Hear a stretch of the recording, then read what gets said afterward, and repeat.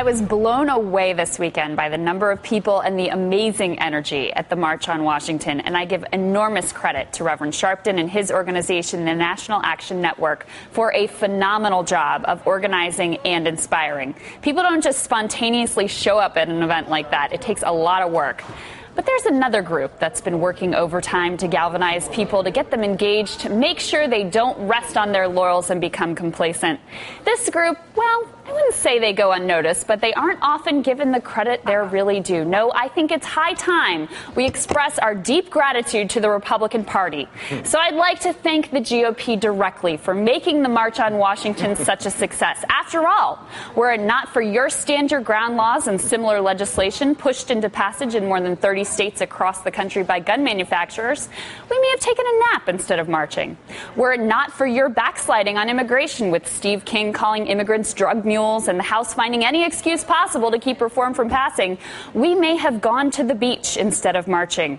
And were it not for your blatant attempts to keep young people and minorities from voting, efforts so thinly disguised as voter fraud prevention that even your own people keep admitting that it's really just about disenfranchisement, if it wasn't for that, we may have had a picnic instead of marching. Really, it's impressive. Getting people to vote has always been like pulling teeth. You have to beg them, remind them of the date, get them to fill out little postcards to themselves pledging that they'll actually do it.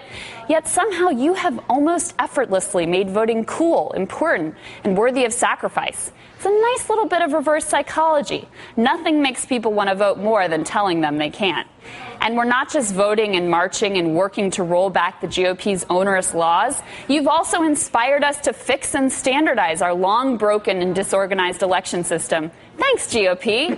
You've accomplished something that no well-intentioned advocacy effort ever could have really accomplished. And I fully believe that you're not going to stop there. Why, if you keep it up, you could even upend historic midterm election trends and overcome gerrymandered House districts to ensure a Democratic majority in the House in 2014. No, really, you're that good.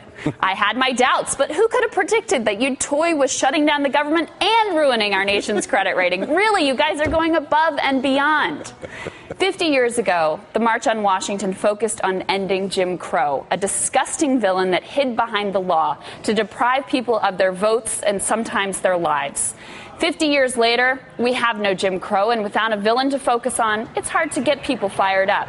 Congratulations, Republicans. You have taken the place of Jim Crow. You are now the people conspiring to keep folks from voting.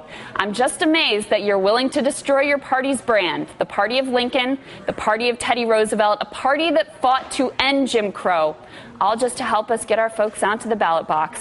And then Ted Cruz in 2016? Am I dreaming? It's all too much, guys. You really shouldn't have.